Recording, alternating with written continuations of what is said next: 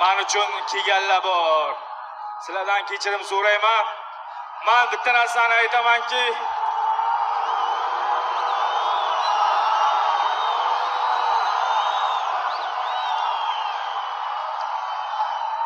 u faqatgina stolga ishlayman degan. Menga kurash yo'q, parter yo'q. Uni yaxshi bilasizlar.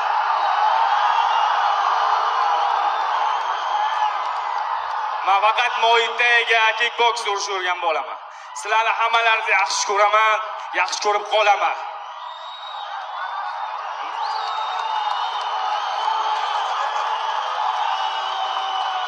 Men bu yutqazishimiz narsa emas. 3-4 marta bu hayotga juda qattiq yutqazganman.